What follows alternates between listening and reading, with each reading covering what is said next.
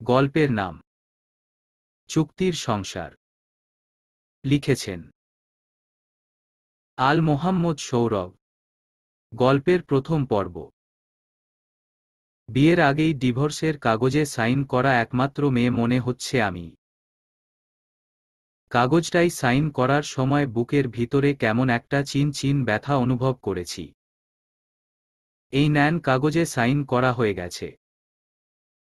কাগজে কি কি লেখা আছে সেটা তুমি পড়ে তারপরে সাইনটা করলে ভালো হতো।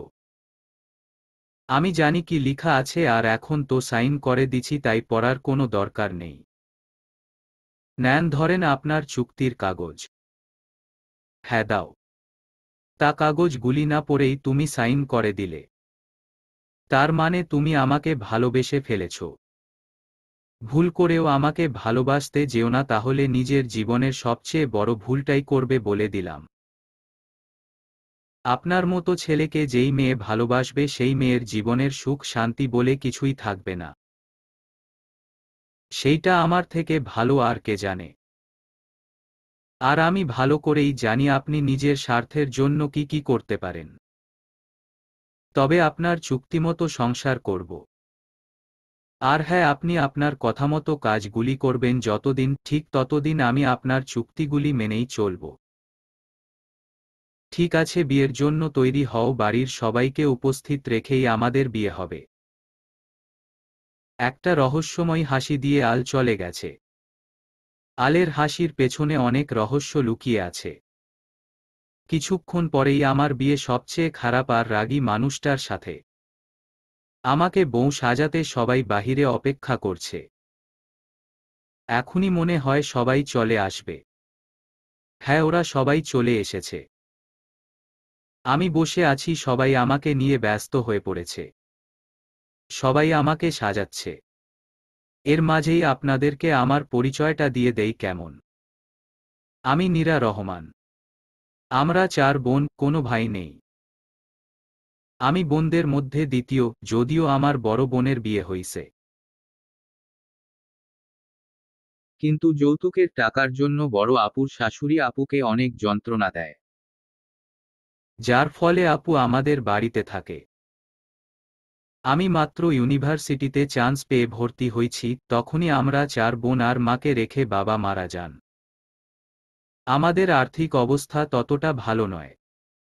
গ্রামে ছিলাম, কিন্তু গ্রামের মানুষের কথাবার্তা আমাদের শহরমুখী করে দেয়।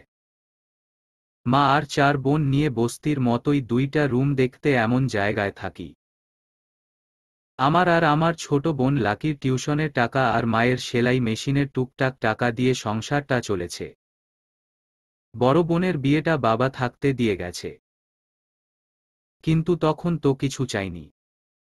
কিন্তু এখন টাকা চাচ্ছে, দুলাভাই ব্যবসা করবে তার জন্য। ও ভালো কথা, আমি তো আপনাদের আসল কথাটাই বলিনি। যার সাথে আমার আজকে বিয়ে হচ্ছে ওর নাম আল মোহাম্মদ, সবাই ওনাকে আল বলেই ডাকে। ওরা 3 ভাই 1 বোন। বোন সবার বড় আর ভাইদের মধ্যে আল হচ্ছে দ্বিতীয়। দেখতে তো মাশাল্লাহ বড় বড় চোখ, ফর্সা গায়ের রং, লম্বা, এক কথায় একদম পারফেক্ট একটা ছেলে।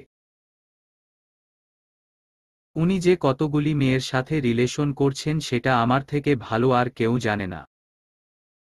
আমি এত কিছু ওনার সম্পর্কে জানি কি করে, এটাই ভাবছেন তাই না? আচ্ছা, ভাবতে থাকুন, এখন আমাকে সাজানো শেষ হয়ে গেছে। আমার ছোট বোন রীতা এসেছে। রীতা বলল, আপু তোকে অনেক সুন্দর লাগছে। দুলাভাই তো তোর থেকে চোখ সরাতে পারবে না। তখনই বড় আপু শাপলা বলেন। শাপলা বলল, আগে থেকেই তো ফিদা হয়ে আছে, নতুন করে আর কি ফিদা হবে। তবে সত্যি নীরা, তুই অনেক ভাগ্যবান, আলের মতো একটা বড় লোক ছেলেকে স্বামী হিসাবে পেয়েছিস। আম্মা বলল, শাপলা, নীরাকে নিয়ে আয়, কাজী সাহেব এসে গেছেন। আর আলের বাবা মা ভাবি সহ সবাই অপেক্ষা করছে। শাপলা বলল, হ্যাঁ আন্টি, নিয়ে আসছি। আমাকে শাপলা আপু সাথে করে নিয়ে এসেছে। কাজী সাহেব বিয়ের কাজটা সম্পন্ন করেছেন। আমার চোখ বেয়ে একটুও পানি পড়েনি, সবাই আমার অবস্থা দেখে অবাক হয়ে তাকিয়ে আছে। বেয়ান সাহেবা, আমরা তাহলে যাই। আর হ্যাঁ, এই নেন চাবিটা রাখুন, আগামীকাল থেকে আপনারা এই ফ্ল্যাটে গিয়ে থাকবেন। সকালবেলা আমাদের ড্রাইভার এসে নিয়ে যাবে আপনাদের। কিন্তু বেআই সাহেব। কোনো কিন্তু নেই, আমি খুশি হয়ে দিলাম আপনাকে। আচ্ছা, এখন আমরা গেলাম, আল নীরাকে নিয়ে আয়। আল বলল, নীরা আসো বলেই একা একা হাঁটা দিছে রাগী রাক্ষসটা। গাড়িতে এসে বসেছি, রাক্ষসটা আমার পাশে বসে মোবাইলে কাদের যেন মেসেজ করছে। আমার তো রাগে শরীরে জ্বালা উঠেছে। মনে হচ্ছে তখনই কিছু বলি। আম্মার সামনে আমার হাতটা ধরে নিলে কি এমন ক্ষতি হতো? আম্মা তো মনে করবে আপনি আমাকে ভালোবাসেন না। বিয়েটা করেছেন এক প্রকার ইচ্ছের বিরুদ্ধে। তুমি কি মনে করো তোমাকে ভালোবেসে বিয়ে করেছি? আমি কি বলেছি নাকি আপনি আমাকে ভালোবাসেন? আমি তো শুধু বলতে চাচ্ছি আম্মার সামনে আমার সাথে একটু ভালোবাসার মতো করে দেখাতেন, তাহলেই তো আমার মা খুশি হয়ে যেত। আল বলল, করিম চাচা গাড়িটা থামাও। নীরা বলল, গাড়ি থামাবে কেন? আল কিছু বলেনি, সোজা গাড়ি থেকে নেমে বলে, করিম চাচা তোমরা বাড়িতে যাও, আমার জরুরি কাজ আছে। আমি কাজটা শেষ করে বাড়িতে আসছি। করিম চাচা বলল, বাবা আল, আজকে তোমার বিয়ে হলো। আজকেই কিনা তুমি? করিম চাচাকে কথাটা শেষ করতে দেয়নি, তখনই আল বলে, দেখো ড্রাইভার, ড্রিভারের মতো থাকবে, যা বলছি তাই করো। আমাকে জ্ঞান দেওয়ার কোনো দরকার নেই, আমি তো আগেও বিয়ে করেছি, এটা আমার নতুন বা প্রথম বিয়ে নয়।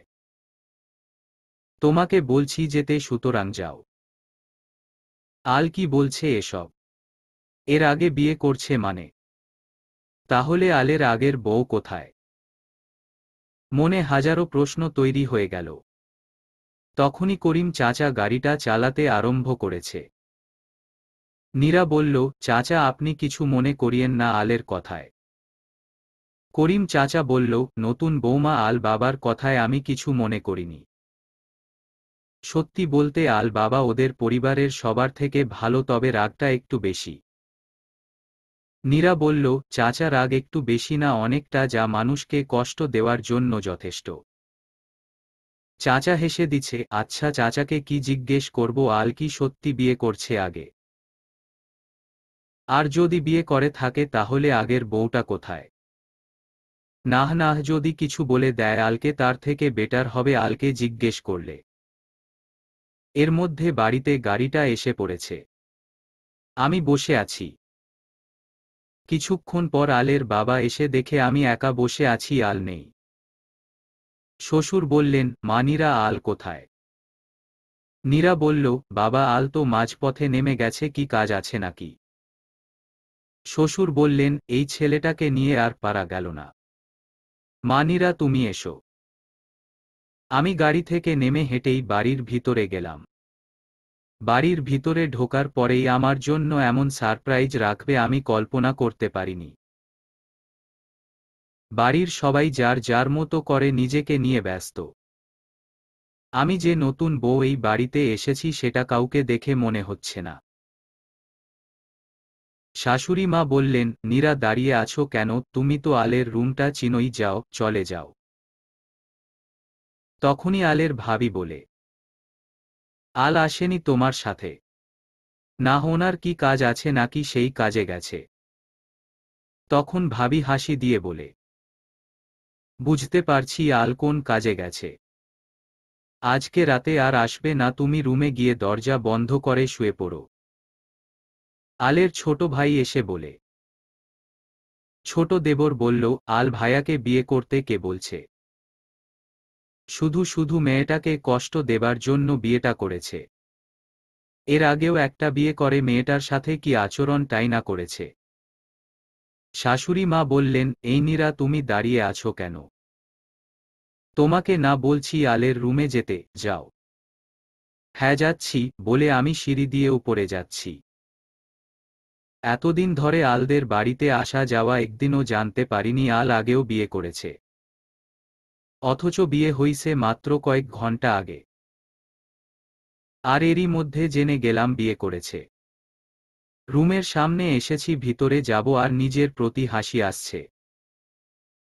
কেমন মেয়ে আমি, বিয়ের দিনই নিজেই একা বাসর ঘরে ঢুকতে হচ্ছে।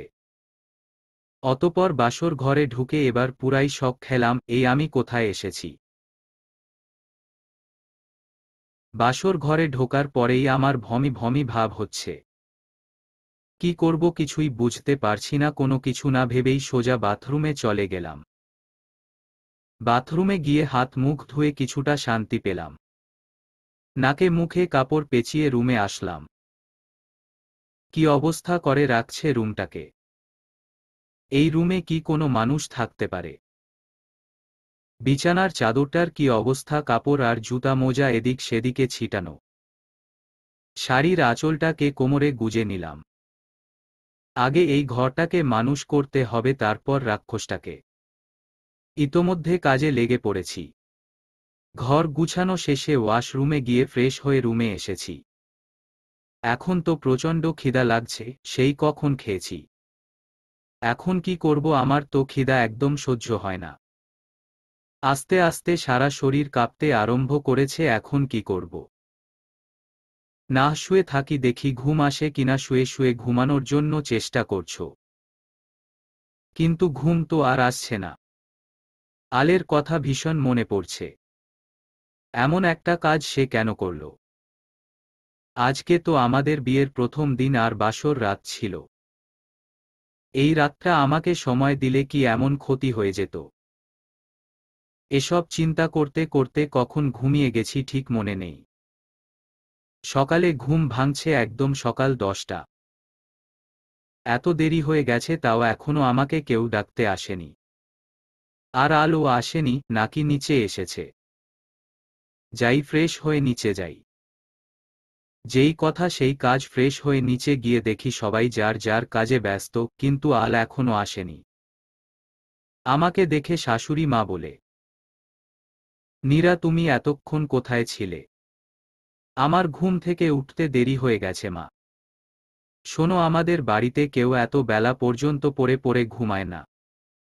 আর শোনো, যাও গিয়ে নাস্তা করে দুপুরবেলার খাবার তৈরি করে নাও। শ্বশুর বললেন, মা নীরা, তোকে তো আজ অনেক সুন্দর লাগছে। তা আল কি বাসায় এসেছিল রাতে? না বাবা, আসেনি। তাহলে আল গেছে কোথায়?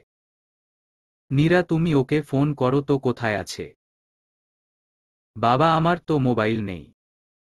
ভাবি বলল, বাবা আলকে ফোন করলে কি হবে, আল যেখানে যাবার সেখানে গেছে। শ্বশুর বললেন, কি, আল আবার গেছে ওইখানে? তাও আবার আজকেই? হ্যাঁ বাবা, আজকেই গেছে। আমি আগেই বলেছি আলকে আর বিয়ে করানোর কোনো দরকার নেই। কিন্তু আপনারা আমার কথা শুনেন নাই। শাশুড়ি মা বললেন, নীরা তুমি এখনো এখানে দাঁড়িয়ে আছো কেন? যাও গিয়ে নাস্তা করে নাও। নীরা বলল, হ্যাঁ যাচ্ছি মা। নীরা চলে গেছে নাস্তা করতে, তখনই আলের মা বলে, শাশুড়ি বললেন, বড় বউ তোমাকে কতবার বারণ করেছি নীরার সামনে এসব কিছু না বলতে, তাও কেন বলো? ভাবি বললেন, কতদিন এসব সত্য লুকিয়ে রাখবেন, একদিন তো সবকিছু নীরা জানতে পারবে, তখন কি করবেন? শ্বশুর বললেন, যখন জানতে পারবে তখন দেখা যাবে, তুমি আর কোনো সময় নীরার সামনে এসব কিছুই বলবে না। ভাবি চলে গেছে মুখ ভাকিয়ে। আলকে ওর মা ফোন করেছে কিন্তু রিসিভ করেনি। কিছুটা রাগ কর, ওরা যার যার মতো করে চলে গেছে। ওইদিকে নীরার নাস্তা করা হয়ে গেছে। নীরা দুপুরবেলার রান্না নিয়ে ব্যস্ত হয়ে পড়ছে, তখনই আলের ছোট ভাই রানা এসেছে। হাই নীরা, কেমন আছো? নীরা, রানা, এখন আমি তোমার ভাবি, তোমাদের বাড়ির টিচার নই। সুতরাং আমাকে ভাবি বলেই ডাকবে। রানা, হাসালে আমাকে। যার সাথে তোমার বিয়ে হইছে সে তোমাকে কোনো দিন বউ হিসাবে মেনে নিবে বলে তো আমার মনে হচ্ছে না। আর আমি তোমাকে ভাবি মেনে নিব কি করে? নীরা বলল, রানা, তোমার ভাই আমাকে কি মেনে নিবে আর না নিবে সেটা আমাদের ব্যাপার। আর তোমার যদি মেনে নিতে কষ্ট হয় তাহলে নিও না। তবে আমার সাথে যখনই কথা বলবে তখনই ভাবি বলে ডাকবে। আর এই কথাটা মনে রেখেই আমার সাথে কথা বলতে এসো। শাশুড়ি: রানা, তুই এখনো এখানে কেন? রানা: মা, দেখো না মেঝো ভাবি আমার সাথে কি সব খারাপ আচরণ করছে। আমি বলেছি আমি তো কলেজে যাব, আমার নাস্তাটা একটু তাড়াতাড়ি দাও। আর তখনই উনি বললেন, নিজেরটা নিজেই নিয়ে খেতাম, উনি দিতে পারবে না। নীরা: রানা, তুমি এত বড় মিথ্যা কথা বলছো কি করে? শাশুড়ি: নীরা, মুখ সামলিয়ে কথা বলো, কাকে তুমি বলছো মিথ্যাবাদী? রানা কোনোদিন মিথ্যা বলে না। তুমি রানার কাছে সরি বলো, আর ও যা যা চাচ্ছে তা দিয়ে দাও। নীরা: আমি যা করিনি তার জন্য কেন সরি বলবো? রানা: দেখছো মা, মেয়েটা কত খারাপ, তোমার মুখে মুখে তর্ক করছে। শাশুড়ি: নীরা, আমার ধৈর্যের বাহিরে যাবার আগেই তুমি আমি যা বলেছি করো। নীরার চোখ টলমল করছে, কি করবে কিছু না ভেবেই সরি বলে সোজা উপরে চলে গেছে। রুমে গিয়ে কান্না করছে। নীরা: আল তো আমার সাথে খারাপ আচরণ করবে সেটা আগেই থেকে জানতাম।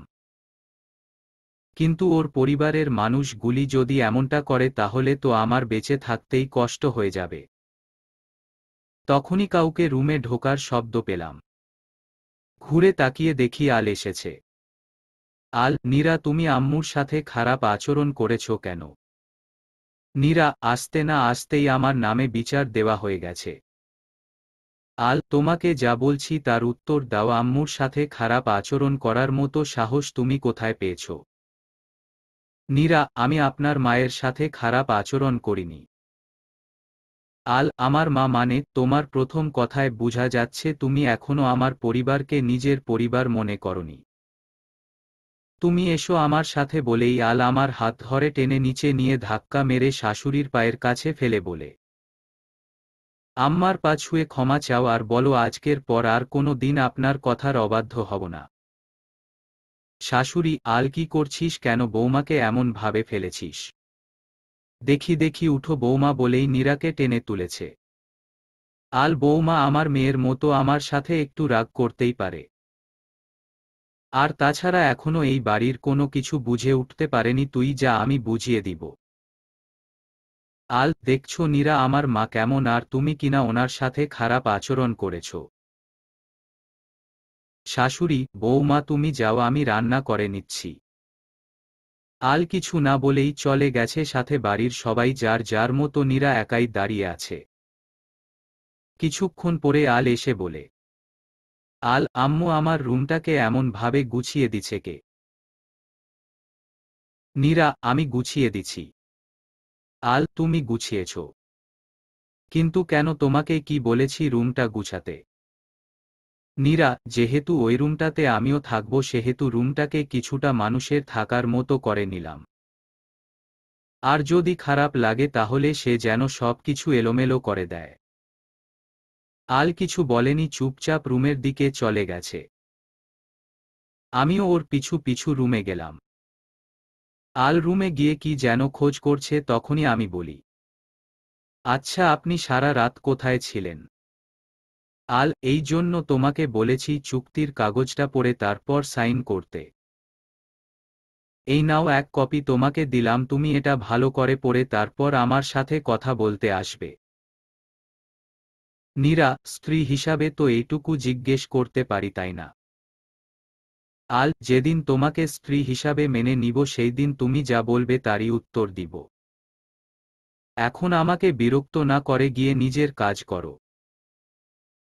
নীরা: আমার তো কোনো কাজ নেই, আর যা আছে সেইটা তো আম্মা নিয়ে গেছে। আচ্ছা আপনি কি খুঁজতেছেন?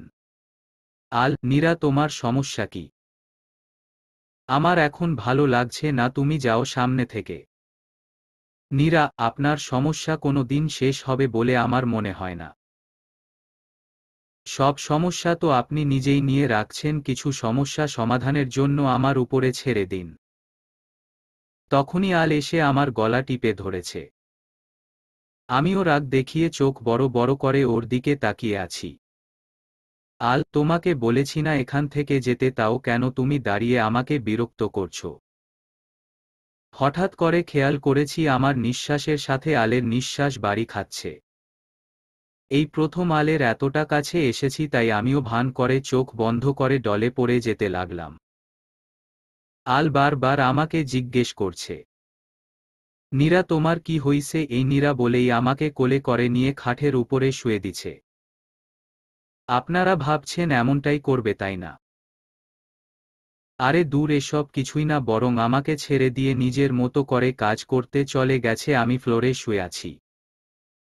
কিছুক্ষণ পর আল এক গ্লাস পানি আমার মুখের উপরে দিছে। নীরা, আরে কি করছেন? আল, তোমাকে জ্ঞান ফিরাতে চাচ্ছি। তুমি যে ভান করেছ সেটা আমি খুব ভালো করেই বুঝতে পারছি। নীরা, আপনার মনে দয়া মায়া বলতে কিছুই নেই। আল হাসালে আমাকে। তোমার প্রতি দয়া মায়া আমার থেকে কখনো আশা করো না।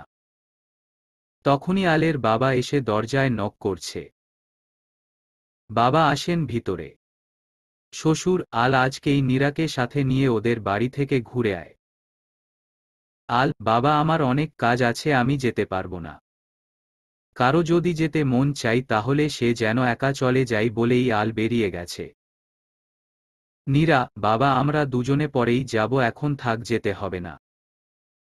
শ্বশুর, মা নীরা, আল কিন্তু এমন ছিল না, দিন দিন কষ্ট পেতে পেতে এমনটাই হয়েছে। আচ্ছা, আর যাই হোক, তুই আলকে একটু বুঝার চেষ্টা করিস কেমন? নীরা, ঠিক আছে বাবা। শ্বশুর মশাই চলে গেছে, আমি ঘরটা গুছিয়ে নিচে গেলাম। সবাই মিলে দুপুরবেলার খাবার খাচ্ছে। আলের বড় ভাইটাকে বেশি একটা বাড়িতে দেখা যায় না। উনি বেশিরভাগ সময় কাজে দূরে দূরে থাকেন। শাশুড়ি, নীরা তুমি এসে খেতে বসে যাও। নীরা গিয়ে আলের পাশে বসে পড়েছে। আল কিছু বলেনি, নীরা ইচ্ছে করেই আলের পায়ে পা লাগাচ্ছে। অনেকক্ষণ যাবৎ পা লাগাচ্ছে, কিন্তু আলের মধ্যে কোনো রাগ ভাব দেখা যাচ্ছে না। হঠাৎ খেয়াল করেছে নীরার পায়ে পা লাগাচ্ছে। তখনই নীরা একটু নিচে তাকিয়ে দেখে আলের ছোট ভাইয়ের পায়ের সাথে নীরার পা ঘষা খাচ্ছে। নীরা সাথে সাথেই পাটা সরিয়ে নিছে। রানা ওইদিকে নীরাকে চোখ টিপ দিছে, নীরা চোখ লাল করে নিছে। শ্বশুর, আল এভাবে আর কতদিন অফিসে না গিয়ে থাকবি? আল, বড় ভাইয়া, আর তুমি তো দেখাশোনা করছো, তাও কেন আমাকে ডাকছো? শাশুড়ি, হ্যাঁ আল ঠিকই বলছে, ওর যতদিন ইচ্ছে ততদিন একা একা থাকুক। তুমি ওকে জোর করবে না। আল কিছু বলেনি, খাবার শেষ করে উঠে পড়েছে। আল, মা আমি বেরুলাম, আমার রাতে বাড়ি ফিরতে দেরি হবে।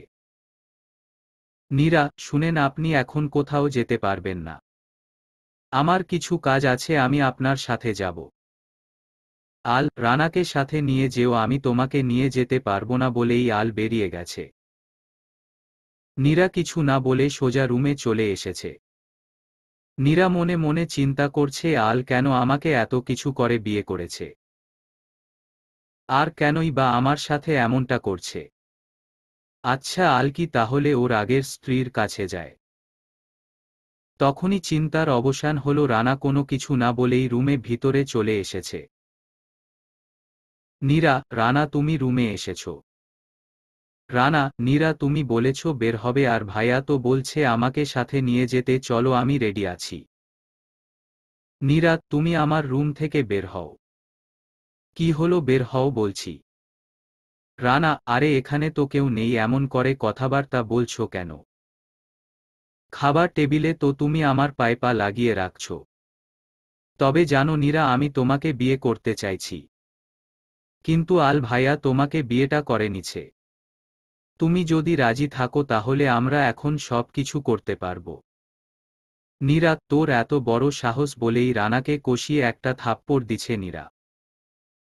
এই মুহূর্তে তুই আমার রুম থেকে বেরিয়ে যাবি। রানা, এই থাপ্পড়টা তোলা রইল, সময় মতো তার প্রতিশোধ নিব বলে রানা বেরিয়ে গেছে। নীরা কিছুটা ভেঙে পড়ছে, তাও নিজের মনকে শক্ত করে নিছে। নীরা দরজাটা লাগিয়ে রুমে বসে বসে প্ল্যান করছে কি করে আলকে নীরার প্রতি দুর্বল করবে। হ্যাঁ, প্ল্যানগুলি কাজে লাগাতে হবে, একমাত্র এই প্ল্যানটা কাজে আসবে। অনেক চিন্তার পর কিছুটা রেস্ট নেওয়ার জন্য শুয়ে পড়েছে। আর কখন যে চোখ লেগে গেছে বলতেও পারবো না। ঘুম থেকে উঠে দেখি রাত 9টা বাজে। তাড়াতাড়ি করে উঠে ফ্রেশ হয়ে নিচে গেলাম। নিচে গিয়ে দেখি সবাই বসে আছে। ভাবি, নীরা, সব কাজগুলা কি আমি করব আর তুমি ঘুমাবে? নীরা, আসলে ভাবি আমার শরীরটা একটু খারাপ লাগছে তাই শুয়েছিলাম। ভাবি, মনিকে তো হোমওয়ার্কের পড়াটা পড়িয়ে দিতে পারো নাকি? তুমি তো আগেই মনিকে পড়াতে, আর এখন পড়াও না কেন? শ্বশুর, বড় বউ নীরা আগে মনির টিচার ছিল, এখন সে এই বাড়ির বউ। তোমার যতটুকু অধিকার নীরাও অধিকার আছে। নীরা সময় পেলে পড়াবে। নীরা, তুমি খেয়ে রুমে যাও। নীরা, বাবা আমি পড়ে খাবো, উনি আসলে ওনার সাথে খাবো। শাশুড়ি, আল রাতে বাড়ি ফিরবে না, তুমি খেয়ে নাও। নীরা, আজকে ফিরবে। শাশুড়ি, এতটা কনফিডেন্স কি করে? নীরা, কনফিডেন্স তো থাকা দরকার, তাই না? তখন সবাই আমার দিকে তাকিয়ে আছে। আমি বসে আছি। আলের জন্য অপেক্ষা করতে করতে কখন যে ঘুমিয়ে গেছি বলতেও পারবো না। যখন ঘুম ভাঙছে তখন চেয়ে দেখি আমি খাটের উপর শুয়ে আছি। ঘুম ভাঙতেই লাফ মেরে বসে গেছি। এই আমি রুমে আসলাম কি করে? তার চেয়ে বেশি অবাক হলাম যখন আমার পাশে তাকালাম। শোয়া থেকে উঠে দেখি পাশে আল দাঁড়িয়ে আছে। আমার তো ভয় দম বন্ধ হয়ে আসছে, তখনই আল মুচকি হেসে বলে, এই তোমার চোখে এত ঘুম কোথা থেকে আসে? যেখানে বসো সেখানে ঘুমিয়ে যাও কেন? নীরা, খাবার টেবিলে বসে ছিলাম আর কখন যে চোখ লেগে গেছে বলতেও পারবো না। আল, হ্যাঁ ঠিকই বলছো, খাবার খেতে খেতে কাউকে ঘুমিয়ে যেতে দেখিনি, একমাত্র তোমাকে দেখলাম। নীরা, কখন এসেছেন আপনি? আর আমাকে রুমে আনছে কে? আল, তুমি এখন থেকে কম খাবে, এত ওজন কেন তোমার? নীরা, কি আমার ওজন বেশি? আমি তো মাত্র 46 কেজি। আর 46 কেজি ওজনের মেয়েটাকে কোলে নিতে পারেন নাই? আল, কোলে নিতে পারিনি মানে? তাহলে তোমাকে রুমে কোলে করে কে আনছে? আর শোনো, যেখানে সেখানে ঘুমানোর বাজে অভ্যাসটা ছেড়ে দাও। নীরা, আমার কি দোষ? চোখে ঘুম আসলে আমি কি করব? আল, তুমি কি করবে মানে? চোখ যেহেতু তোমার সেহেতু তোমাকে করতে হবে। আর এখন কথা কম বলো, আমি ঘুমাবো। নীরা, আপনি ঘুমাবেন তো ঘুমান, আমি কি আপনার চোখ ধরে রাখছি নাকি? আল কিছু বলেনি, চুপচাপ রুম থেকে বেরিয়ে যাচ্ছে, তখনই আমি বলি, আরে আপনি না বলছেন ঘুমাবেন, তাহলে কোথায় যাচ্ছেন? আল, ঘুমাতে যাচ্ছি। নীরা, কোথায় ঘুমাবেন? আল, সেটা না জানলে হবে? আর তুমি কি মনে করেছো তোমার সাথে একটু হেসে হেসে কথা বলছি বলেই তোমার সব কথার জবাব দিব নাকি? শোনো, আমার সম্পর্কে বেশি জানতে যেও না, তাহলে নিজের সম্পর্কের সব কিছু ভুলে যাবে। নীরা, ঠিক আছে, জানতে চাই না কোনো কিছু, কিন্তু এত রাতে বাহিরে যাবার কি দরকার? আপনি চাইলে রুমে খাটের উপর আমার সাথে থাকতে পারেন। আল, তোমার সাথে খাটের উপর? হাসালে আমাকে। নীরা, তুমি কি মনে করো তোমাকে বিয়ে করেছি তোমার সাথে সংসার করার জন্য? যদি সংসার করার জন্য বিয়ে করতাম তাহলে চুক্তির কি প্রয়োজন ছিল? নীরা, তাহলে বিয়েটা করেছেন কেন? আল, তোমাকে কষ্ট দেওয়ার জন্য। তোমাদের মতো মেয়েরা কি কি করতে পারে সেটা আমি খুব ভালো করে জানি। নীরা, তোমার মনে আছে প্রথম যেদিন তোমার সাথে আমার ধাক্কাটা লাগে তখন তুমি কি বলেছিলে? নীরা, দেখুন, আপনি সেই একটা কথার জন্য বারবার আমাকে হার্ট করেন, কষ্ট দেন, তাও কেন আবার মনে করিয়ে দিলেন? আল, তোমাকে দেখলে আমার মনে হয় তোমাকে কথাটা মনে করিয়ে দেয়। আমি গেলাম, দরজা বন্ধ করে ঘুমিয়ে থাকো। নীরা, আমার খিদা লাগছে, এখন ঘুমাতে পারবো না। আল বেরিয়ে চলে যেতে ছিল তখনই দাঁড়িয়ে গেছে। আল, নীরা, তোমার খিদা লাগছে মানে? তুমি তো খাবার টেবিলে বসে বসে ঘুমাচ্ছিলে। নীরা, হ্যাঁ, খাবার টেবিলে বসে আপনার জন্য অপেক্ষা করতে করতে না খেয়ে ঘুমিয়ে গেছি। এখন আমার খিদা লাগছে, আমি খাবো। আল এত রাতে খাবার পাবে কোথায়? নীরা টেবিলে যেই গুলি রাখা আছে সেই গুলি খাবো বলেই আমি হাঁটা দিছি। আল আমার সাথে এসেছে। আমার দিকে তাকিয়ে আছে, মনে হচ্ছে আমি কোনো এলিয়েন, আমাকে এর আগে কখনো দেখিনি। আমি খাবার খাচ্ছি, তবে খাবার গুলি ঠান্ডা আর হালকা নষ্ট হয়ে গেছে। আল নীরা তুমি কি খাচ্ছ? ছি, কি বিশ্রী গন্ধ আসছে। নীরা এর থেকে পচা খাবার খেয়েছি, আর এগুলা তো ভালোই আছে। আল রাত 2টা বাজে, এত রাতে কোনো রেস্টুরেন্ট খোলা নেই। এক কাজ করো, ফ্রিজে ফল আছে, ফল খেয়ে নাও, তাও এসব খেতে হবে না। বলেই আমার সামনে থেকে প্লেটটা নিয়ে গেছে। আল নিজেই ফ্রিজ থেকে কিছু ফল নিয়ে এসে দিছে। নাও, এই গুলি খেয়ে ঘুমিয়ে পড়ো। নীরা একটা কথা বলবো, যদি কিছু মনে না করেন। আল তুমি কি বলবে সেটা বুঝতে পারছি, তবে তোমার কথা রাখতে পারবো না। নীরা প্লিজ, এত রাতে বাহিরে যাবার দরকার নেই, প্লিজ প্লিজ। তখনই চেয়ে দেখি রাগী রাগঝুসটা আমার দিকে তাকিয়ে সোজা উপরে চলে যাচ্ছে। আমিও ফলগুলি নিয়ে ওর পিছু পিছু হাঁটতে লাগলাম। আল কিছু বলেনি, এসে খাটের উপরে শুয়ে পড়ছে।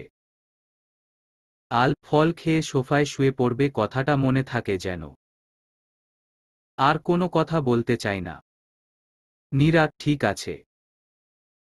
আমি তো এটাই চাইছি বলে ফল খেয়ে সোজা সোফায় শুয়ে পড়েছি, আর মনে মনে বলছি, এতদিন তো রুমে থাকতেন না, এখন রুমে এসেছে, কিছুদিন পর আমি হব আপনার কোল বালিশ।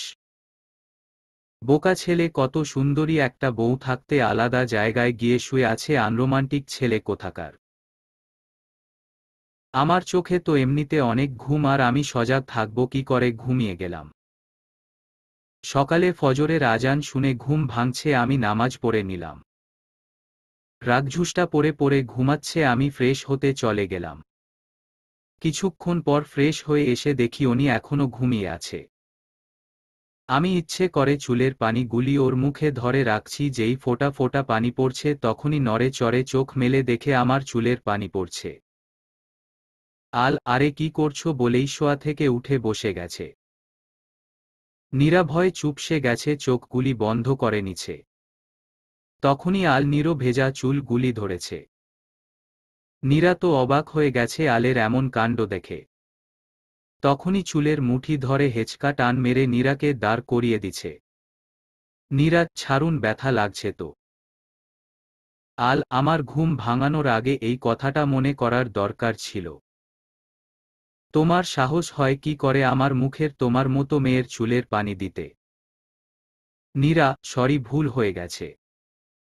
তাও আল নীরার চুল গুলি ধরে নিয়ে খাটের নিচে ফেলে দিছে আর বলছে, আল তোদের মতো সস্তা মেয়েদের আমি ভালো করেই চিনি। আর এসব কিছু করে আমার মন পাওয়া যাবে না বলে দিলাম। নীরা ফ্লোরে পড়ে আছে, আল ওয়াশরুমে চলে গেছে। নীরা হাতে আর হাঁটুতে ব্যথা পেয়েছে। তাও আল কিছু মনে করিনি। নীরা কান্না, কিছুক্ষণ পর আল বেরিয়ে দেখে নীরা নিচে পড়ে কান্না করছে। আবার শুরু হয়ে গেছে অভিনয়, একটু ভালো করে কথা বলেছি আর এতেই এত কিছু। নীরা আমার হাঁটুতে ব্যথা লাগছে, প্লিজ আমাকে ধরে তোলে দিন। আল তোমাকে স্পর্শ করলে এখন আবার আমাকে শাওয়ার নিতে হবে। তুমি যে অভিনয় করছো সেটা খুব ভালো করেই বুঝতে পারছি। নীরা প্লিজ আমার কথাটা বিশ্বাস করুন। তখনই আল নীরার মুখের সামনে গিয়ে আলের ঠোঁটে আঙুল দিয়ে বলে, আল একদম চুপ, মিথ্যাবাদী, তোর মতো মেয়েকে বিশ্বাস করব আমি? আমি ভালো করেই জানি কেন সব কিছু জেনে শুনে আর চুক্তি মেনে বিয়েটা করেছিস। নীরা কান্না করছে, তাও আল নীরাকে রেখেই রুম থেকে বেরিয়ে গেছে। নীরা অনেক কষ্টে উঠে দাঁড়িয়েছে, বেলা 11টা বেজে গেছে, তাও নীরার খোঁজখবর নিতে কেউ আসেনি। নীরা অনেক কষ্টে নিচে গেছে, আর নীরাকে দেখেই নীরার শাশুড়ি বলে, শাশুড়ি এতক্ষণে ঘুম ভাঙছে মহারানীর। ফকিন্নির যদি এত দেরি করে ঘুম ভাঙে তাহলে আমাদের মতো জমিদারদের ঘুম ভাঙবে কখন? ভাবি, মেঘ না চাইতে আকাশের তারা পেয়ে গেছে তো মা, তাই এত দেরি করে ঘুম থেকে উঠে। তা শুনেছি আল নাকি আজকে ওর রুমে ছিল। দেবর, আল ভাইয়াকে বসে আনতে চাইছে আর নিজের ঠ্যাং ভেঙে গেছে, দেখো হাঁটতে পারছে না। বলেই সবাই হাসাহাসি শুরু করে দিছে। তখনই নীরার শ্বশুর মশাই একজন মহিলা ডাক্তার নিয়ে এসেছে। শ্বশুর, মা নীরা, তুই নাকি খাটের উপর থেকে পড়ে হাঁটুতে আর হাতে ব্যথা পেয়েছিস। চল রুমে যা, ডাক্তার এসেছে তোকে দেখতে। ভাবি, খাটের উপর থেকে পড়ছে নাকি আল ধাক্কা মেরে ফেলে দিছে বলেই মুচকি হাসছে। শ্বশুর, বড় বউ কি হচ্ছে এসব, মজা হচ্ছে খুব তাই না? নীরা, বাবা আমি যে ব্যথা পাইছি আপনি জানলেন কি করে?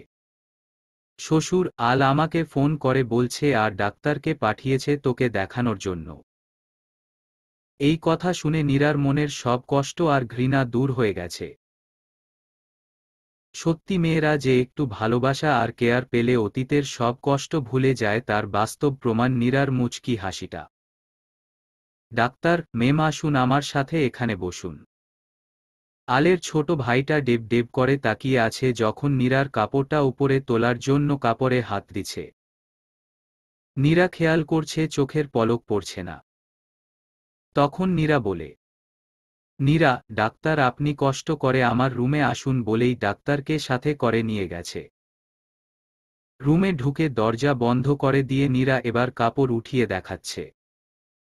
নীরার হাঁটু দেখে ডাক্তার অবাক হয়ে বলে, ডাক্তার আপনার হাঁটুতে অনেক ব্যথা পেয়েছেন, কিছুদিন ফুল রেস্টে থাকতে হবে। নীরা, আসলে খাটের উপর থেকে তাড়াহুড়া করে নামতে গিয়েই ব্যথাটা পেয়েছি। তখনই ডাক্তার বলে, ডাক্তার দেখুন মেম, আল স্যার আমাকে সবটা বলে দিছে কি করে ব্যথাটা পেয়েছেন, তাই আমার কাছে মিথ্যা বলার কোনো দরকার নেই। আমি মেসেজ করে আল স্যারের মোবাইলে ঔষধ আর একটা মলম লাগবে লিখে পাঠিয়ে দিছি। আচ্ছা আমি যাই, আপনি রেস্ট নেন। নীরা, আচ্ছা একটা কথা বলবো। ডাক্তার, হ্যাঁ বলেন। নীরা, আলকে কিন্তু বলা যাবে না। ডাক্তার, হ্যাঁ বলেন কি কথা? নীরা, কি কি ঔষধ আর মলম লাগবে আমাকে বলেন, যদি আলের মনে না থাকে আমি আনিয়ে নিব। ডাক্তার, ও আচ্ছা হ্যাঁ বলছি। নীরা, মোবাইলটা আমার কাছে দেন, আমি একবার দেখলে বুঝতে পারব। ডাক্তার, হ্যাঁ নেন।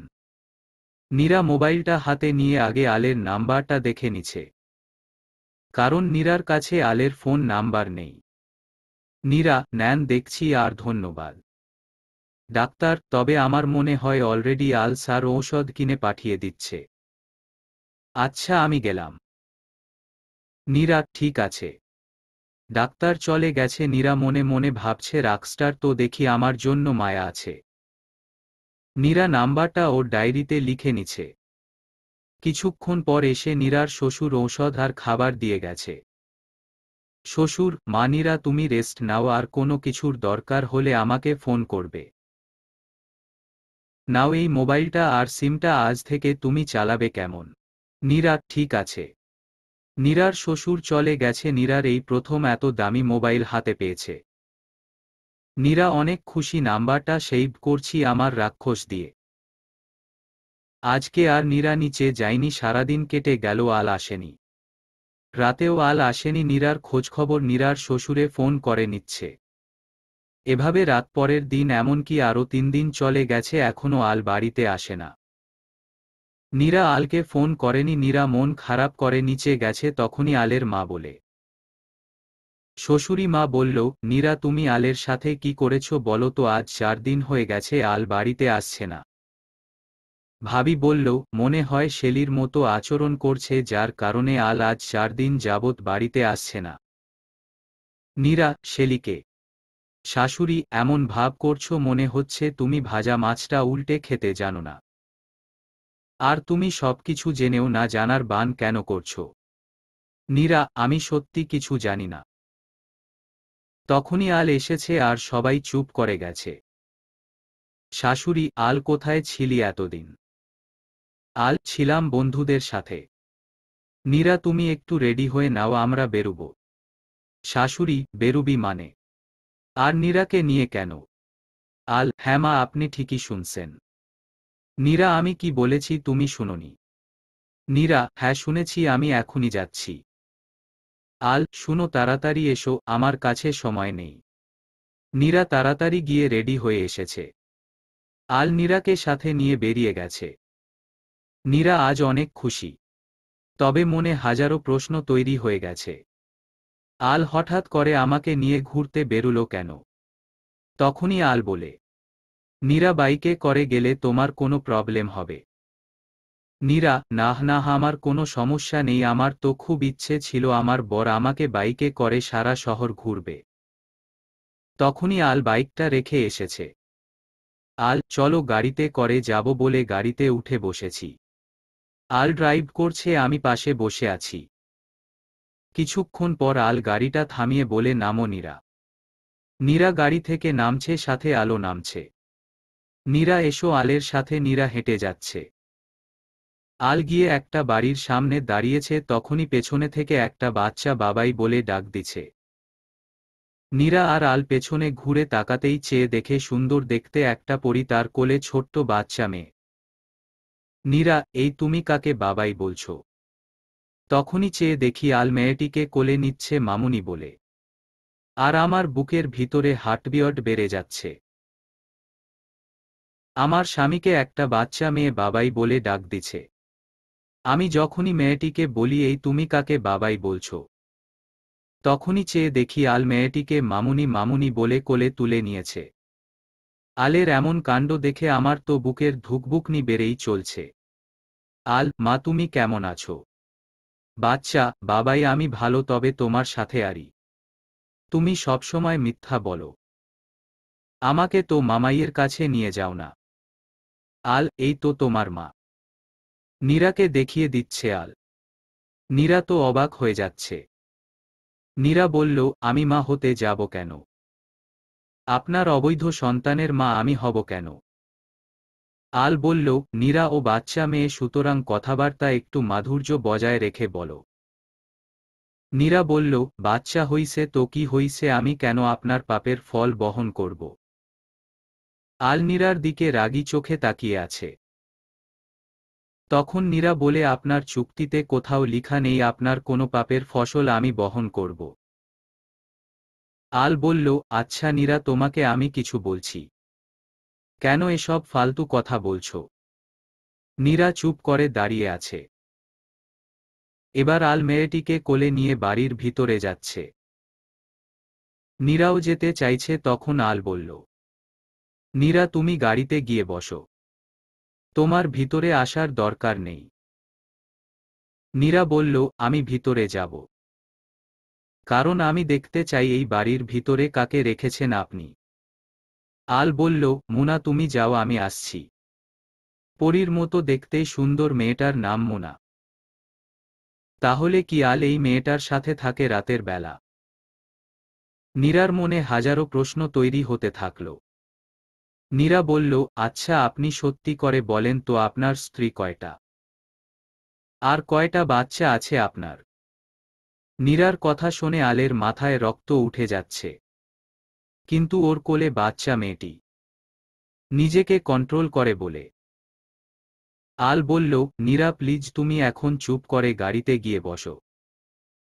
নীরা আর কিছু বলেনি, এবার চুপ করে গাড়ির দিকে চলে গেছে।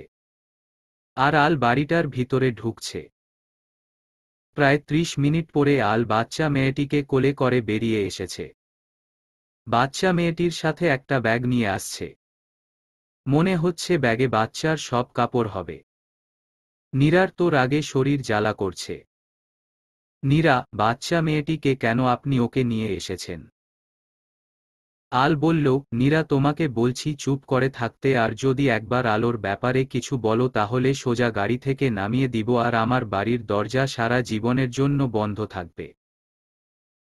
এবার নীরা চুপ করে গেছে। আলো দেখতে অনেক কিউট একটা মেয়ে।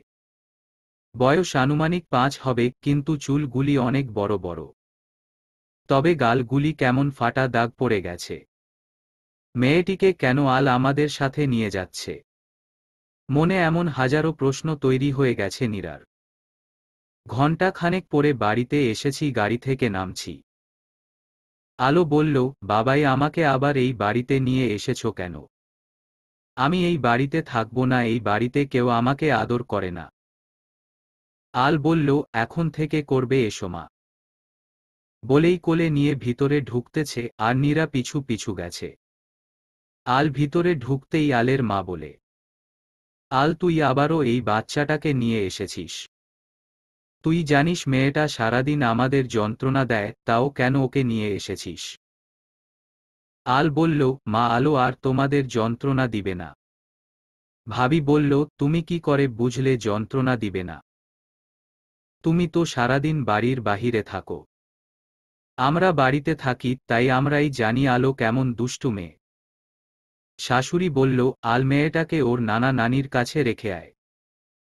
আলো ঠিক ওর মায়ের মতো খারাপ হইছে। আল বলল, ঠিক আছে, আমার মেয়েকে নিয়ে যেহেতু আপনাদের সবার এত সমস্যা, সেহেতু আমি আমার মেয়েকে নিয়ে চলে যাচ্ছি। শ্বশুর, আল তুই কোথায় যাবি? মানিরা আজ থেকে আলোকে দেখাশোনা করবে। মানিরা, তুমি আলোকে দেখে শুনে রাখতে পারবে না? নীরা, আমি পারবো, তার আগে জানতে হবে কে এই আলো। আর আলোর সাথে ওনার কি সম্পর্ক? আর বাড়ির সবাই কেন আলোকে বাড়িতে রাখতে চাচ্ছে না? এই সব প্রশ্নের উত্তর চাই আমার। নীরার কথা শুনে সবাই হাসাহাসি শুরু করছে। এতে নীরা নিজেই বোকা বনে গেছে। শ্বশুর বলল, আলো হচ্ছে আলের মেয়ে। আলো আগে এই বাড়িতে ছিল, কিন্তু অনেক বেশি দুষ্টুমি করে, তাই আলোকে কেউ পছন্দ করে না। আর তাছাড়া আলো এতদিন। নীরা বলল, তাহলে আলোর মা কোথায়? শ্বশুর বলল, আছে, তবে তখনই আল থামিয়ে দিয়ে বলে, বাবা কি হচ্ছে ওর কাছে, এসব বলার কি দরকার? আম্মা, আজ থেকে আলো এই বাড়িতে থাকবে আর নীরা আলোকে দেখাশোনা করবে। কি নীরা করবে তো? ঠিক আছে। এখন তো না করতে পারবো না, কারণ চুক্তির সংসার। তাই তো সব কিছু মেনে নিতে হবেই। মনে মনে নীরা কথাটা বলেছে। শাশুড়ি, শোনো নীরা, তুমি যেমন বলেছ তেমন কাজেও যেন তোমাকে পায়। তবে আল একবার আমাদের সাথে এই বিষয় নিয়ে আলাপ করা দরকার ছিল তোর। মা, আমি তো সবকিছু আপনাদের সাথে আলাপ করি, কিন্তু আলো আমার মেয়ে। আমার মেয়েকে বাড়িতে আনবো, এটাও আলাপ করতে হবে। ভাবি বলল, আল তুমি কি বলতে চাচ্ছ? যা বলেছি তা আশা করি বুঝতে পারছ। আলো, আজ থেকে তুমি ওকে মামাই বলে ডাকবে কেমন? আলো বলল, বাবাই, মামাই তো আগে অনেক সুন্দর আর ফর্সা ছিল, এখন তো কালো। নীরা বলল, কি আমি কালো? শ্বশুর বলল, নীরা, তুমি আলোর মামাই থেকে অনেকটাই কালো। দাদু ভাই, তোমার মামাই তো অসুস্থ ছিল, তাই কালো হয়ে গেছে। ও তোমার মামাই বুঝলে? আলো বলল, ও তাই বলো। আল বলল, আলো এখন চলো আমার সাথে আসো, বলেই আলোকে কোলে করে নিয়ে গেছে আল। নীরা উপরে যাচ্ছে তখনই ভাবি বলে, ভাবি, নীরা তুমি কোথায় যাচ্ছ? নীরা, রুমে যাব। শাশুড়ি, তাহলে রাতের খাবার কে বানাবে? ভাবি বলল, বাড়ির সব কাজ তোমার করার কথা, আর অথচ তুমি কোনো কাজই করছো না। মনে হচ্ছে তুমি এই বাড়ির কর্তা, আমরা হলাম বাড়ির চাকরানী। যাও গিয়ে রাতের খাবারটা রেডি করে নাও। নীরা যাচ্ছি বলে রান্না ঘরে গেল। গিয়ে সবকিছু গুছিয়ে রান্না করে ঘন্টা দুয়েক পরে রুমে এসেছে। রুমে গিয়ে দেখে আলোর সাথে আল দুষ্টুমি করছে। এই প্রথম আলকে এতটা হাসি খুশি দেখলাম। আমি ভিতরে ঢুকলাম, বাবা মেয়ের সেই দিকে কোনো খেয়াল নেই। দুজনে মিলে খেলা করছে। তাই আমি শাওয়ার নিতে গেলাম। নীরা আজকে শাড়ি পরেছে। কিছুক্ষণ পর শাওয়ার নিয়ে বেরুলাম, তখন আলো এসে আমার হাঁটুতে জড়িয়ে ধরেছে। আলো, ছাড়ো আমাকে। তখনই আলো আমার শাড়ি ধরে অন্য দিকে হাঁটা দিছে। আর অমনি শাড়িটা খুলেই গেল। আমি টাওয়াল রেখে শাড়ি ধরব কি ধরবা ভাবছি, তখনই আল রুমে এসেছে। আল বলল, নীরা কি করছো, শাড়িটাও ঠিক মতো পরতে পারো না। তখনই নীরা লজ্জা পেয়ে সোজা দৌড় দিল ওয়াশরুমের দিকে। নীরা দৌড়ে তো ওয়াশরুমে চলে গেছে, কিন্তু আলো এখনো শাড়িটা ধরেই রাখছে। মা, আলো কি করছো তুমি? আলো বলল, বাবাই এসেছো, দেখো মামাই। তখন চেয়ে দেখে হাতে শাড়ি নীরা নেই। আলোর মন খারাপ করে নিছে। আল বলল, মা, আলো তোমার মামাই তো কাপড় পরতে ভুলে গেছে, তাই কাপড় পরতে গেছে। কিছুক্ষণ পর নীরা ডাক দিয়ে বলে, এই যে শুনছেন, আমার শাড়িটা কি দেওয়া যাবে? আল কিছু না বলে আলোকে বলে, নাও, শাড়িটা তোমার মামাইয়ের কাছে দিয়ে আসো। আলো শাড়িটা নিয়ে গেছে। আল আজ অনেক দিন পর তার ল্যাপটপ হাতে নিছে। ল্যাপটপ নিয়ে অফিসের পেজে ঢুকতেই চোখ কপালে উঠে গেছে। কোম্পানির রেপুটেশন এতটা খারাপ হলো কি করে? আলের মাথায় কোনো কাজ করছে না। নিজের সাজানো প্রতিষ্ঠান আজ ধ্বংস হতে যাচ্ছে। তখনই নীরা এসেছে, সাথে আলো। নীরা বলল, সরি আল, আসলে দোষটা আমার নয়। আলো যে শাড়ি ধরে রাখছে আমার সেই খেয়াল ছিল না। তখনই আল বলে, নীরা, আমাকে এখন একটু একা থাকতে দাও। নীরা বলল, কেন, কোনো সমস্যা? তখনই আল বসা থেকে উঠে নীরার মুখ চেপে ধরে বলে, তোমার আওয়াজটাই আমার যত সব সমস্যা। নীরার তো দম বন্ধ হয়ে আসছে। তখন আল নীরাকে ছেড়ে দিছে আর নীরা জোরে জোরে নিঃশ্বাস নিচ্ছে। অতপর রুম থেকে আল বেরিয়ে এসেছে। আর নিচে এসেই দেখে আলের বড় ভাইয়া, ছোট ভাইয়া সবাই মিলে হাসাহাসি করে বলছে, আল তাহলে আবার আলোকে বাড়িতে আনছে। এবার যদি মেয়েটা বেশি দুষ্টুমি করে তাহলে আলকে সহ বাড়ি থেকে বের করে দিব। আল সবকিছু শুনেও না শোনার মতো করে রুমে চলে এসেছে। নীরা আলকে দেখে বেরিয়ে গেছে। আল চুপ করে বসে আছে। আলো বলল, বাবাই, তুমি মামাইয়ের সাথে কেন এমন করো? মামাই তো অসুস্থ, তুমি আর মামাইয়ের সাথে ঝগড়া করো না। আমি আর কোনো দুষ্টুমি করব না, প্লিজ বাবাই।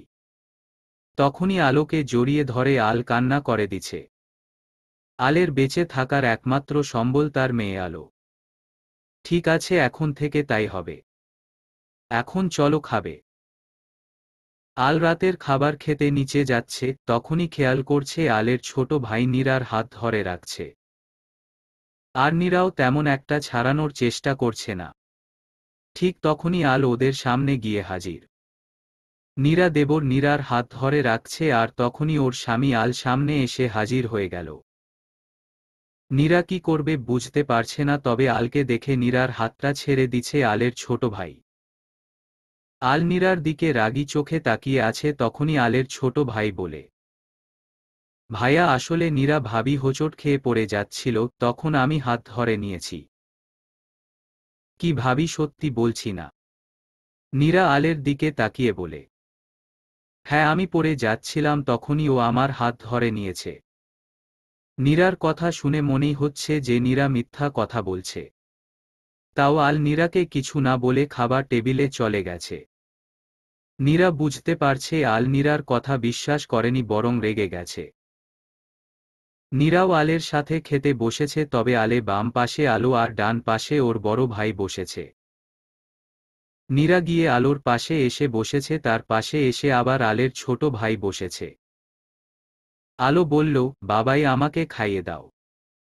নীরা বলল, আলো, তোমাকে আমি খাইয়ে দিব। আল ললো, থাক, তার দরকার নেই। আমার মেয়েকে আমিই খাওয়াতে পারব। সবাই খাচ্ছে যার যার মতো করে। তখনই নীরা খেয়াল করছে ওর পায়ে কারো পা বাড়ি খাচ্ছে। নীরা পাটা একদম আরও ডান দিকে চাপিয়ে নিছে। নীরা একবার মনে মনে ভাবছে আলকে কি বলবে ওর ছোট ভাই যে আমার সাথে এমনটা করছে। না থাক, আমি নিজেই বুঝাই আগে, যদি না বুঝে তাহলে আলকে বলবো। শ্বশুর বলল, আল আর কতদিন এভাবে কাটাবি? এবার তো আলো এসে গেছে, আর আলোকে দেখাশোনা করার জন্য তো নীরাকে নিয়ে এসেছিস বউ করে। তাহলে আগামীকাল থেকে অফিসে চল। তখন আল কিছু বলতে যাবে তখনই আলের মা বলেন, কি দরকার আলের এখন অফিসে যাওয়ার? আল বিয়ে করেছে মাত্র কয়েক দিন হলো। এখনো ভালো করে ওদের সম্পর্কের বাঁধন তৈরি হয়নি। আল আরও কিছুদিন বাড়িতে নীরাকে আর আলোকে সময় দিক, এর পড়ে যাবে। কি বলিস আল? আপনি যা ভালো মনে করেন তাই হবে। তবে এখন থেকে আমি আগের মতো করেই সবকিছুর খোঁজখবর রাখব। আলের বড় ভাই সাজিদ বলেন, আল তুই কি বলতে চাচ্ছিস বুঝিয়ে বল। তুই খোঁজখবর রাখবি মানে? দেখছেন আম্মা, আপনার ছেলে আমাদের অবিশ্বাস করে। আপনি তো সবসময় বলেন আল আমাদের ভাই। দেখেন ভাই হলে কি আজ এমন কথা শুনতে হতো? আল বলল, আমি কি এমন কথা বলছি যে আপনি আমার অতীত নিয়ে টান মারছেন? আজ 1 বছর যাবৎ তো আমি কোনো দিনই অফিসে যাইনি, কোনো খোঁজখবর রাখিনি, তাহলে অবিশ্বাস করলাম কোথা থেকে? সাজিদ বলল, খোঁজখবর রাখার মানেই আমাদের অবিশ্বাস করা। অথচ তোর বিপদের সময় আমরা তোকে সাহায্য করে এসেছি। তোর দুঃসময় আম্মা কি না করছে, আর আজ তুই আম্মার কথার বাহিরে গিয়ে কথা বলিস। শ্বশুর বলল, সাজিদ কি হচ্ছে এসব? আল যদি অফিসে যায় তাহলে তো আমাদের জন্য ভালো। আলের যে মেধা আছে সেই মেধা কাজে লাগালে কোম্পানির জন্যই ভালো হবে। আর খুব তাড়াতাড়ি কোম্পানির উন্নতি হবে। সাজিদ বলল, তার মানে আপনি বলতে চাচ্ছেন আমরা কোম্পানির উন্নতি করতে পারিনি? আল যে আজ 1 বছর যাবৎ টোটালি যায় না, এতে করে কি কোনো ক্ষতি হইছে আমাদের বলেন? শাশুড়ি বললেন, সাজিদ তুই চুপ থাক, আমি বলে দিচ্ছি। আল এক কাজ কর, তুই আবার নতুন করে শুরু কর। বর্তমানে সাজিদ যেটাতে আছে এটা তুই সাজিদের নামে লিখে দে। তোর মেধা আছে, তুই পারবি নতুন করে সবকিছু তৈরি করতে। আল বলল, মা আপনি সত্যি আমাকে ভালোবাসেন তো? আলের কথা শুনে সবাই খাবার রেখে আলের দিকে তাকিয়ে আছে। আল বাবা, তুই কথাটা কি বলেছিস? আমি যদি তোকে না ভালোবাসি তাহলে কে ভালোবাসে? যদি ভালোবাসেন তাহলে আমি আগামীকাল থেকেই আমার অফিসে যাব। আর এই ব্যাপারে আপনি কোনো কথা বলবেন না। বাবা, আমি আগামীকাল থেকে আগের মতো করে অফিসের চেয়ারম্যানের দায়িত্ব নিয়ে কাজ করব। এখন থেকে কোনো চেক আমার অনুমতি ছাড়া সাইন করা হবে না। শুনে খুশি হলাম। ঠিক আছে, তাই হবে। সাজিদ বলল, তাহলে আমি অফিসে গিয়ে কি করব? শাশুড়ি বলল, মানে তুই যাবি না কেন? তুইও যাবি? আল তো দেখিস আবার কিছুদিন পর অফিসে যাওয়া বন্ধ করে দিবে। আল মুচকি হেসে খাবার টেবিল থেকে উঠে সিঁড়ি দিয়ে উপরে চলে গেছে। ভাবি বলল, হঠাৎ করে আল অফিসে যেতে চাচ্ছে কেন? আমার মনে হচ্ছে সব গণ্ডগোলের মূল কারিগর হচ্ছে নীরা। নীরা বলল, মানে আমি আবার কি করেছি? কি না করেছ? তুমি বাড়িতে আসার পর থেকে আলের মধ্যে কেমন একটা চেঞ্জ দেখা দিচ্ছে। আল আগে দেরি করে বাড়িতে আসতো আর বেশি সময় বাড়ির বাহিরে থাকত। এতদিন আলোর ব্যাপারে কোনো খবর ছিল না। আর যেই তুমি এসেছো সেই গিয়ে আলোকে নিয়ে এসেছে। আম্মা, আমার মনে হচ্ছে এই সব কিছু নীরা আলকে বুঝিয়ে বাজিয়ে রাজি করাচ্ছে। আমি প্রথমেই বলেছি এই মেয়েটা সব কিছু নষ্ট করে দিবে, আর তাই হচ্ছে। আলের চোখে এখন আমাকে দোষী করে তোমার শান্তি হচ্ছে তো? আমি কখন আপনাকে ওনার চোখে খারাপ করেছি? উনি তো আমার সাথে ঠিক করে। তখনই নীরা চুপ করে গেছে। কারণ নীরার শ্বশুর চোখ টিপ দিছে। শ্বশুর বলল, আচ্ছা এখানে নীরার কি দোষ?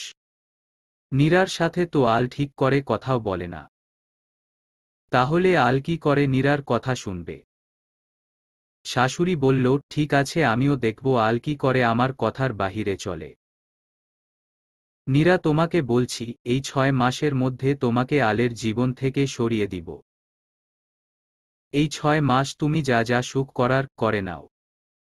ঠিক আছে, আমিও দেখব আপনি কি করে আমাকে আলের জীবন থেকে সরান। এতদিন তো আমি আলের কাছ থেকে দূরে দূরে ছিলাম, কিন্তু এখন থেকে আমি ওর জীবনের একটা অংশ হয়ে গেলাম। মা আলো এসো বলেই আলোকে কোলে করে নীরা চলে আসছে।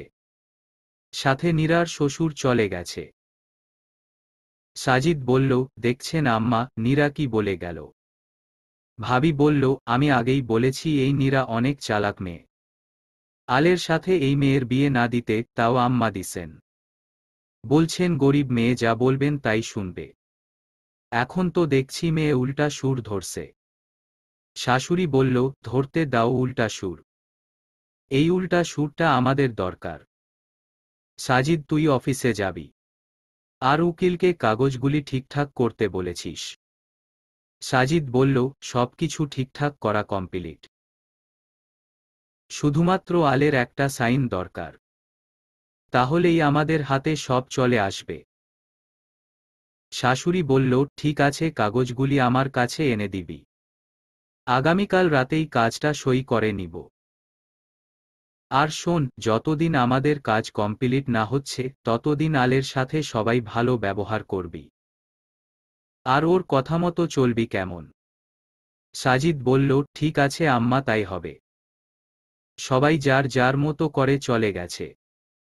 রাত 11টা বাজে, নীরা আলোকে নিয়ে রুমে গেছে। আল রুমে বসে ল্যাপটপে কাজ করছে। আলো বলল, বাবাই, কি করছো তুমি?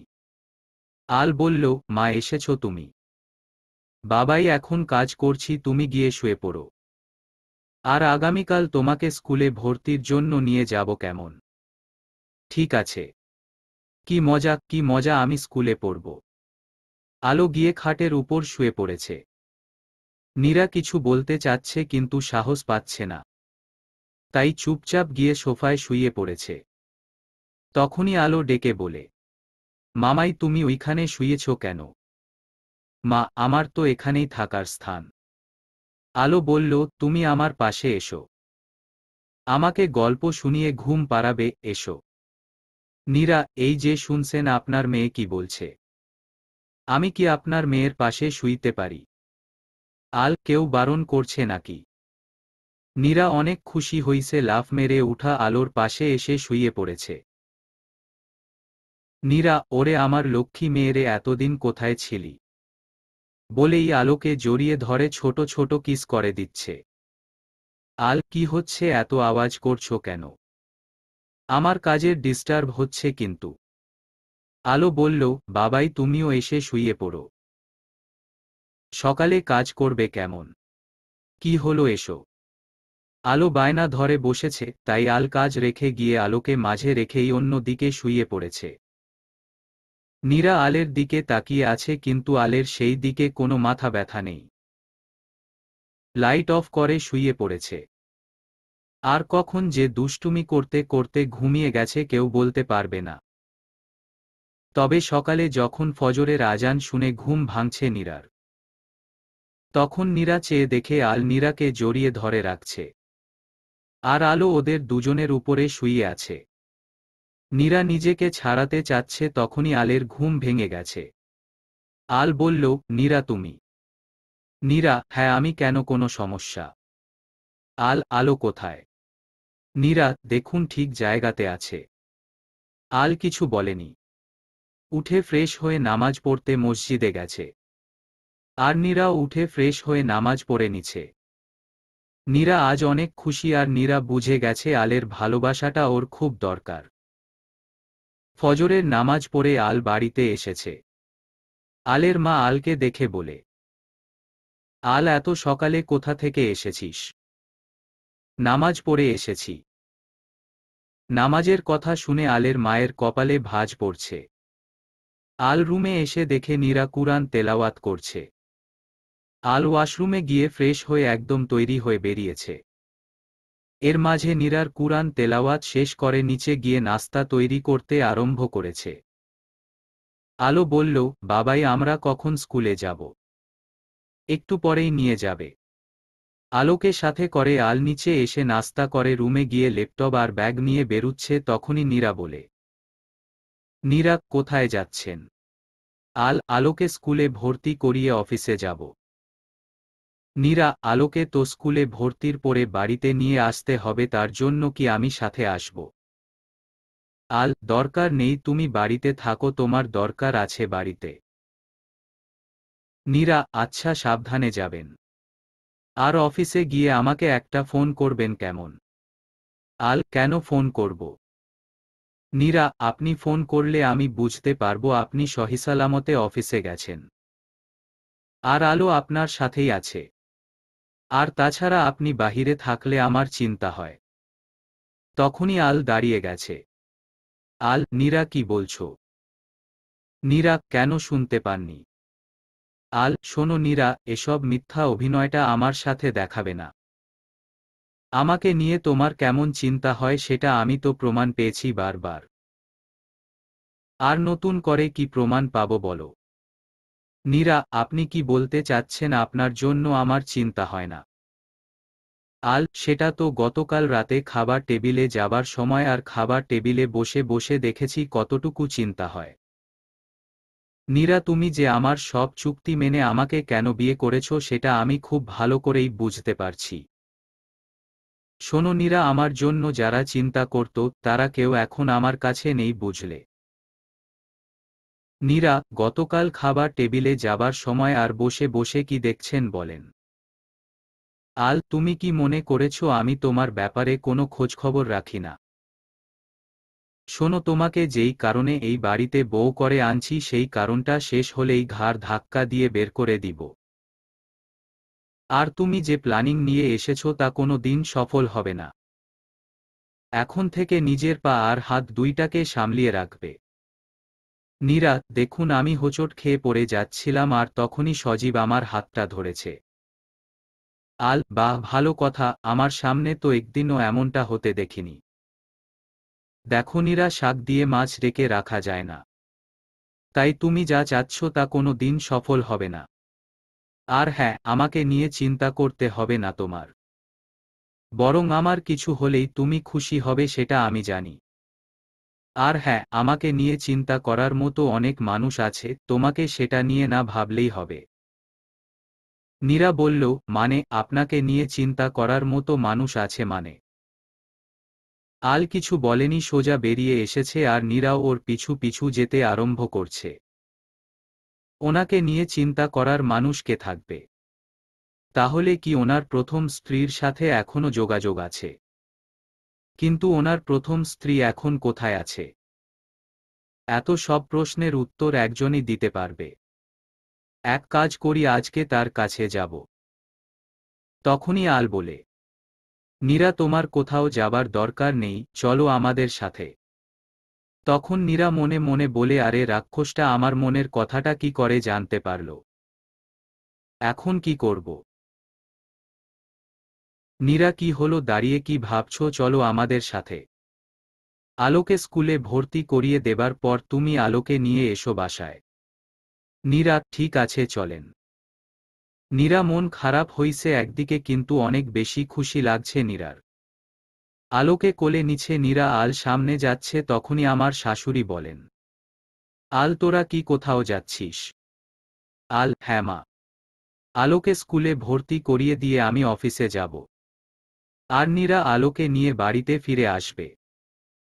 তাহলে তুই আজ থেকে অফিসে যাচ্ছিস? আল, হ্যাঁ যাচ্ছি, কেন, কিছু বলবেন? শাশুড়ি, তেমন কিছু না, তবে আমার একটা ব্যাংকে অ্যাকাউন্ট খুলতে হবে, তোকে নমিনি দিছি। তাই তোর 2টা স্বাক্ষর লাগবে।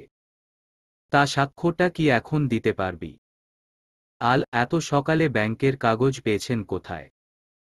শাশুড়ি, মানে তুই কি বলতে চাচ্ছিস? আল, মা কিছু না।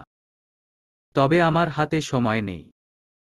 আর তাছাড়া আমাকে নমিনি দেবার দরকার নেই, আপনি সজীবকে দিয়ে দেন। নীরা, আসো, আমাদের দেরি হয়ে যাচ্ছে। আল, তুই আমার মুখের উপর কথা বলতে পারলি? ঠিক আছে, আমি অ্যাকাউন্ট খুলব না। বলে উনি রাগ দেখিয়ে চলে গেছে। আল পিছু পিছু গেছে। আল প্রায় 10 মিনিট পরে বেরিয়েছে, সাথে আমার শাশুড়ি এসেছে। নীরা, কি হলো, কখন যাবেন? চলো। নীরাকে সাথে নিয়ে আল চলে গেল আলোকে ভর্তি করাতে। নীরা আলকে কিছু বলবে বলবে কিন্তু বলতে সাহস তৈরি করতে পারছে না। তখনই আল বলে, নীরা তুমি কিছু বলতে চাচ্ছ, কিছু বলার থাকলে বলতে পারো। তখন নীরা আবার মনে মনে ভাবে, আরে রাক্ষসটা কি জাদু জানে নাকি? আমি মনে মনে কি ভাবি সে বুঝতে পারে কি করে? নীরা, আপনি কেমন করে বুঝলেন আমি যে কিছু বলতে চাচ্ছি? আল, তোমার ঠোঁট তো নড়াচড়া করছে আর পেট ভূত ভূত করছে, কখন আমাকে জিজ্ঞেস করবে। কিন্তু সেই সাহসটাই তুমি পাচ্ছ না, তাই না? নীরা, একদম সত্যি কথাটা বলছেন। আল, আমি জানি তো তুমি কি চিন্তা করতে পারো। শোনো, এসব কোনো দিন জানার জন্য অনন্ত আমাকে জিজ্ঞেস করো না। তাহলে কপালে নিজেই দুঃখ ডেকে আনবে। নামো, আমরা স্কুলের সামনে চলে এসেছি। হ্যাঁ, নামতেছি।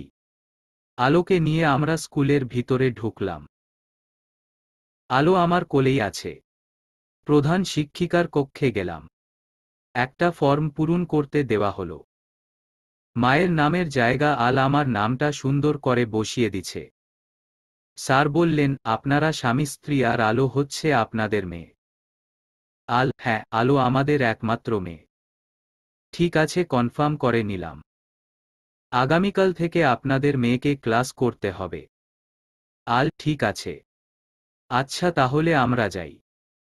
স্যার, হ্যাঁ যান, তবে কিছু মনে না করলে একটা কথা বলবো। আল, হ্যাঁ বলেন, কি বলবেন? আপনার স্ত্রী আর আপনাকে দেখে মনে হচ্ছে না আপনাদের বিয়ের বয়স 5 বছর হয়ে গেছে। আপনাদের দেখে মনে হচ্ছে এখনো হানিমুনের গন্ধ যায়নি। আপনার যেমনটা মনে হয়, তবে আমাদের বিয়ের বয়স 5 নয়, 6 বছর 8 মাস চলছে। আলের কথা শুনে নীরা অবাক হয়ে গেছে। আর কোনো কথা বলেনি, সোজা বেরিয়ে এসেছে। নীরা বলল, আপনি এমন মিথ্যা কথা বলছেন কি করে? কিসের মিথ্যা কথা? আমাদের বিয়ে হইছে তো মাত্র 5 মাস হইছে। আর আপনি বলছেন 6 বছর 8 মাস। এমন মিথ্যা কথা বলাটা কি ঠিক হইছে? আমি তো তোমার আর আমার বিয়ের কথা বলিনি। আমি বলেছি আলোর মায়ের বিয়ের কথা। তার মানে আপনার আর আলোর মা শেলির বিয়ে কথা বলছেন? আচ্ছা, আলোর মা এখন কোথায়? নীরার প্রশ্ন শুনে আল কেমন একটা চেঞ্জ হয়ে গেছে। নীরা, তুমি জেনে শুনে এমন প্রশ্নটা করলে কি করে? নীরা, মানেটা বাসায় এসে বুঝাবো, এখন রাস্তায় তোমার সাথে কথা বলতে চাচ্ছি না। আর শোনো, আলোর সামনে কখনো ওর মায়ের নামটা নিবে না। তুমি ওর মা, এটা আলোকে বুঝাবে। আলো নীরাকে সিএনজি করে দিয়ে ও অফিসে চলে গেছে। নীরা আলোকে নিয়ে বাড়িতে এসেছে। ভাবি বলল, নীরা, তোমাকে দেখে আমার হাসি পাচ্ছে। তুমি অন্যের সংসার গুছানোর জন্য ব্যস্ত হয়ে পড়েছ। অন্যের সংসার হবে কি করে? এটা তো আমারও সংসার, তাই না? শাশুড়ি বলল, তোমার সংসার, কিন্তু যার সাথে বিয়ে হইছে সে কি তোমাবে বউ হিসাবে মেনে নিয়েছে? বরং তোমাকে বাড়ির কাজের মানুষ হিসাবে ব্যবহার করছে। আলো যখন ওর মায়ের অভাবটা ভুলে যাবে তখন তোমাকে ঘাড় ধাক্কা দিয়ে বের করে দিবে। নীরা বলল, আর আলো যদি আমাকেই মা হিসাবে মেনে নেয়, তাহলে আল আমাকে বের করবে কি করে? আর তাছাড়া আলকে আমি যতটা বুঝতে পারছি, সে এতটা খারাপ হবে না। নীরার কথা শুনে ওরা সবাই মুখ বাঁকিয়ে চলে গেছে। আর ওই দিকে আল 1 বছর পর অফিসে গেছে। আলকে দেখে অফিসের স্টাফরা অবাক হয়ে দাঁড়িয়ে সম্মান জানাচ্ছে। স্যার, আপনি এতদিন পর এসেছেন, তা কেমন আছেন? আমি ভালো আছি। মিস্টার নাহিদ, আপনি দ্রুততম একটা কনফারেন্সের ব্যবস্থা করেন। আমি সবার সাথে বসে কথা বলতে চাই। নাহিদ হচ্ছে আলের কোম্পানির ম্যানেজার। স্যার, এখনো তো অনেকেই আসেনি। 10টা 20 মিনিট বাজে, এখনো আসেনি মানে? বুঝতে পারছি, যারা যারা এসেছে তাদেরকে বলেন। আর যারা আসেনি তাদের আসলেই বলবেন আমার সাথে দেখা করতে। ঠিক আছে স্যার। সবাইকে নিয়ে মিটিং করতে হলো, রুমে গেছে। ঠিক 11টার দিকে সবাই এসেছে। আলকে দেখে যারা দেরি করে এসেছে তাদের অনেকটা অবাক হচ্ছে না, বরং অনেকটা ভয় পাচ্ছে।